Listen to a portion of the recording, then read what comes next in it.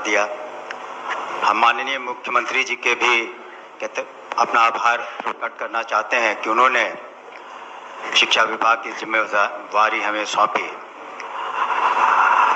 जब बिहार की जनता ने माननीय मुख्यमंत्री जी को बिहार की बागडोर सौंपी, उस वक्त शिक्षा की स्थिति बहुत ही दयनीय थी। न स्कूल थे, न छात्र थे, न कक्षाएं थी, और ये श्रेय उनको जाता है और उनकी समझ थी और आज भी है कि शिक्षा को उन्होंने अपने सुशासन का भिन्न और महत्वपूर्ण अंग माना, क्योंकि जानते थे कि शिक्षा से आर्थिक, सामाजिक और बौद्धिक प्रगति होगी।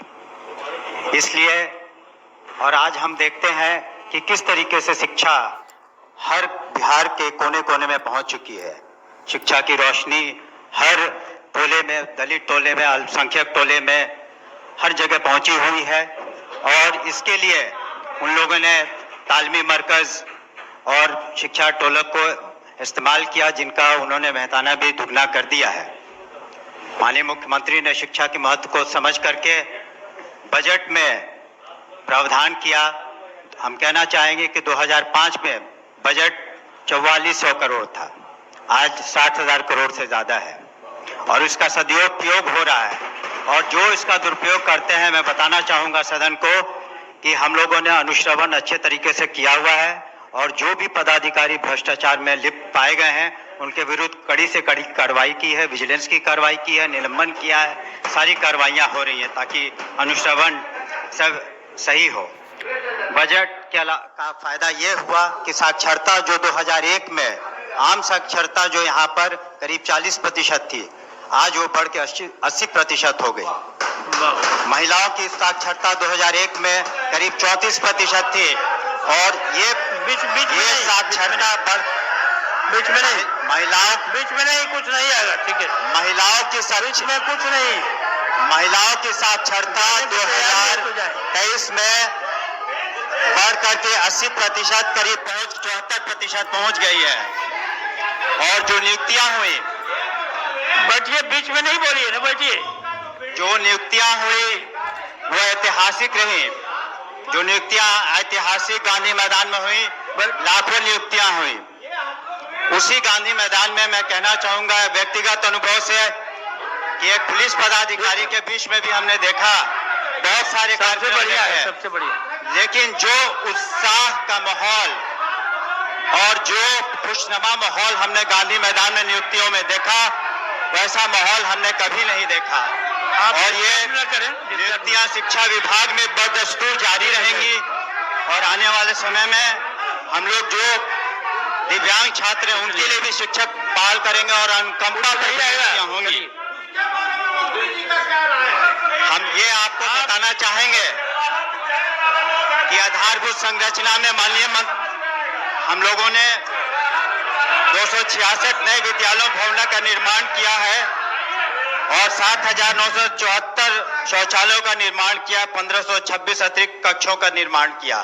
और माननीय सदस्यों ने जो अपने अनुशंसाएं भेजी थी, उसमें से करीब हम लोगों ने दोनों सदनों को मिला के 563 विद्यालयों का जो हम लोगों ने बिल्कुल जीर्णोद्धार कर दिया। आने वाले समय में हम उसे पूरा कर देंगे। मिड डे मील भी आज के दिन में महोदय हम लोग 1 करोड़ 8 लाख छात्र छात्राओं को दे रहे हैं पौष्टिक भोजन। और आपको बता दें कि आज के दिन में जो शिक्षकों की जो प्रतिशत है, पूरे शिक्षकों की संख्या करीब 6 लाख से ज्यादा है, जिसमें 44% शिक्षिकाएं हैं। और ये एक महिला सशक्तिकरण का बहुत महत्वपूर्ण कदम है, जिसके कारण उन्हें आगे चल करके उद्योग में, नौकरियों में, पुलिस में फायदा हुआ है। और माननीय मुख्यमंत्री ने सुनिश्चित किया कि साइकिल योजना, पोशाक योजना, डीबीटी के माध्यम से पिछले साल हम लोगों ने 7,59,832 छात्र छात्राओं को फायदा हुआ। यहाँ एक विशिष्ट बात हम ये बताना चाहेंगे कि इसका स्टडी एक अमेरिका के प्रोफेसर ने साइकिल योजना की, और बाद में जाकर के उन्होंने यूनाइटेड नेशंस में इसको अपना रिपोर्ट दिया, जिसके आधार पर यूनाइटेड नेशन ने जिम्बाब्वे और माले, दो जो देश हैं बाहर के विदेश में, वहां पर शिक्षा में और अधिक राशि यूनाइटेड नेशंस के दी गई। पोशाक योजना और जो बता रहे थे साइकिल योजना, इस बार माननीय मुख्यमंत्री जी की अनुमति से कैबिनेट ने निर्णय लिया है कि इस बार हम लोग शुरू में ही पोशाक, साइकिल इत्यादि दे देंगे और ये 75% की अनिवार्यता नहीं रखेंगे ताकि उनको दिक्कतें नहीं हो। इसके अतिरिक्त हम लोग पूर्व की तरह जो इंटरमीडिएट प्रोत्साहन योजना, स्नातक योजना, ये हम लोग कर रहे हैं। स्टूडेंट क्रेडिट कार्ड में भी 3,70,000 हम लोग दे रहे हैं। और ग्रीष्मकाल में जो छुट्टियां होंगी वो सही में छुट्टियां होंगी, अलग से क्लासेस नहीं लिए जाएंगे। इस तरीके से हम देखते हैं कि और खास करके केंद्रीय विद्यालयों में जो बाहर 12 जगहों की जमीनों की जरूरत थी उसको भी हम जल्द से जल्द देंगे। और आपको 2-3 और बातें बताना चाहेंगे कि कंप्यूटराइजेशन के ख्याल से कक्षा 6, 7, 8 में 29,000 स्कूलों में अगले साल हम लोग कंप्यूटर देंगे ताकि उनका कंप्यूटर के नॉलेज उनको हो सके। और साथ ही साथ हम लोग ये भी सुनिश्चित किया है कि ग्रीष्मकाल में जो छुट्टियां होंगी वो सही में छुट्टियां होंगी, अलग से क्लासेस नहीं लिए जाएंगे। इस तरीके से हम देखते हैं कि और खास करके केंद्रीय विद्यालयों में जो बाहर 12 जगहों की जमीनों की जरूरत थी उसको भी हम जल्द से जल्द देंगे।